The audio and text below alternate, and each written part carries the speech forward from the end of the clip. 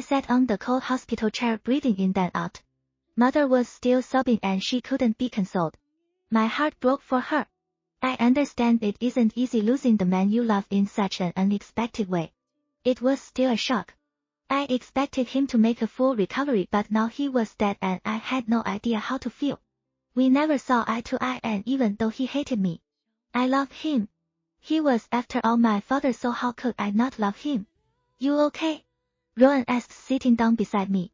He arrived about an hour ago and this is the first time he talked to me since he came.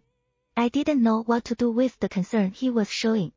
After all, he has never taken my feelings into consideration before. Yeah, I managed to say. I haven't shed a tear since we were given the news. Maybe it was belated shock, or maybe I ran out of tears for him. Right now I was doing all I could to stay afloat since everyone else was breaking down. I see feet in my peripheral vision, and when I look up I find Travis staring at me. Just like always, there isn't a flicker of warmth in his eyes when he looks at me. I know what I did was wrong, but I paid enough for that night. What? I asked him. Mom called Emma when Dad got shot, so she should be arriving soon. She still doesn't know that Dad didn't make it, he says. I hear Rowan's sharp intake of air. That's the only indication I need to know that her name still affects him. The warmth he provided just a few minutes ago turns cold, and I know that once again I've lost him. I figured I mumble because what else is there to say? I haven't spoken to her in years. I doubt she would want to be in the same vicinity as me given how much she hates me. I expect you to be cordial and give her space, Mother adds, wiping the tears from her face. Mother, you know what you're asking me is nearly impossible. I don't care what's possible or not. You ran my daughter off 9 years ago with your betrayal. I won't let you do that again, especially now that your father is no longer with us and we need each other, she says through clenched teeth. I hate how they keep throwing the past in my face. Haven't I already paid enough for the actions I took when I was young and foolish? Yet they keep punishing me. In case you've forgotten, I'm also your daughter, or am I also dead to you? I don't give her the chance to answer. I stand up and leave.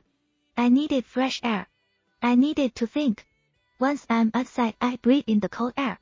Tears sting my eyes, but I refuse to let them fall. What am I even doing here?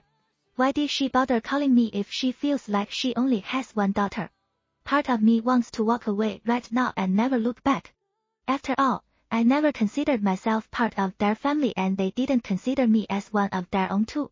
I should just leave and forget about them, just like they seem to have forgotten about me.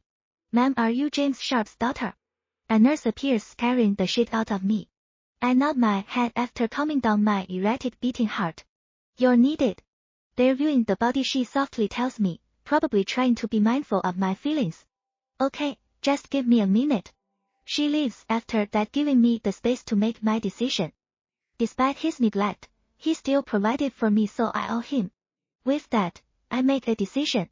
I would give him a proper burial, then after that I would wash my hands from them. They could be the perfect little family. They would no longer have to put up with me like they had been doing. Going back inside, I ask for the direction to the morgue. By the time I get there, the rest had already finished viewing his body. I look down at him, lying cold in the slab. He looks so at peace. Kind of like he does when he is asleep. You would think that he is just resting. Instead, he was dead. His soul long departed from his body. Goodbye, Father, I tell him. I give him one last look before leaving the cold room. I shake off the heaviness that settles over my heart, knowing he wasn't the only one I would be saying goodbye to. They would never love me. It was time I let go of that fantasy. I get to the waiting area and take the furthest seat. Mother was sorting out papers and bills. Travis was staring at the wall, looking lost and alone. Rowan was nowhere to be seen. Sitting there, I think of all I had to do. It would be nearly impossible to avoid them, but I was determined. This is the only way I knew to protect my peace. I was tired of being constantly in pain. Tired of my heart constantly being wounded by those around me. I hear a commotion near me and I look up. That's when I'm hit with her sight. She's still as beautiful as ever. Long blonde hair, endless legs, heart-shaped face, and a sexy body that drives men crazy. Travis is hugging her, whispering comforting words. something he didn't do for me when I arrived. Just like always, the longing and pain hits me, but I push it back. They separate just as Rowan arrives. The moment he sees her, his knees buckle. I can see the way his Adam's apple bubbles. Emma. His word is chopped as he calls her name. So many emotions put on that one name. Her head swivels in his direction. The moment their eyes meet, everything else fades away. It's like nothing exists but the two of them. Quicker than the flesh can move, they're in each other's arms. If I'd seen Travis hug Emma hurt, then I had no idea how this would tear me apart. How it would destroy me. Emma was back. Seeing her in Rowan's arms, no one needed to tell me the truth that was always in my face.